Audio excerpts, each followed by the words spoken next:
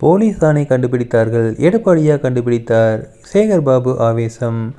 இன்று செய்தியாளர்களை சந்தித்த அமைச்சர் சேகர் பாபு பேசுகையில், அடுத்த தேர்தல் வருவதற்கு முன்பு மக்கள் எங்களை மகிழ்ச்சியாக வரவேற்கின்றனர். எப்பொழுதுமே அடுத்த தேர்தல் வருவதற்கு முன்பு ஆளுங்கட்சி மீது ஒரு அதிருப்தி நிலை ஏற்படும்.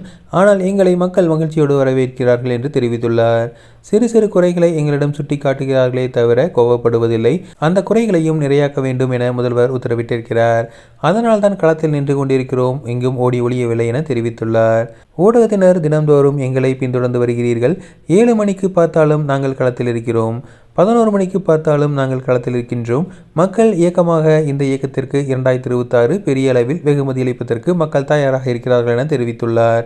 2வது முறையாக மு.க. ஸ்டாலின் முதல்வராவார் என்பதை எந்த சக்தியாலும் தடுக்க முடியாது என்றும் கூறியுள்ளார்.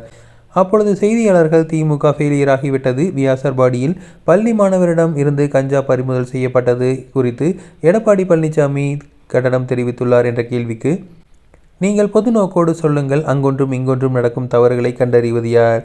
காவல்துறையும் இந்த அரசும் தான். அரசு அனுமதிக்கிறதா? குற்றம் நடப்பதற்கு முன்பாக அதனை தடுக்கும் முயற்சிகளில் ஈடுபடுகிறோம். சம்பவங்களை உடனடியாக கண்டுபிடித்து குற்றவாளிகளை கைது செய்து அதற்குண்டான தண்டனையை வழங்குகின்றோம். இதில் இன்னார் இனியவர் என்று பார்ப்பதில்லை. ஆகவே நீங்கள் சொல்லுகின்ற தவறை கூட காவல்துறை தான் கண்டுபிடித்துள்ளது. எடப்பாடி பழனிசாமியா கண்டுபிடித்தார் என கேள்வி எழுப்பியுள்ளார். குற்றமில்லாத ஒரு சமுதாயமாக தமிழ்நாட்டை உருவாக்க வேண்டும் என்பதற்காகத்தான் உடற்பயிற்சி கூடங்கள், பார்க்குகள், விளையாட்டு பயிற்சிகள் ஊக்குவிக்கும் வகையில் செயல்படுத்தி வருகிறோம் என தெரிவித்துள்ளார்.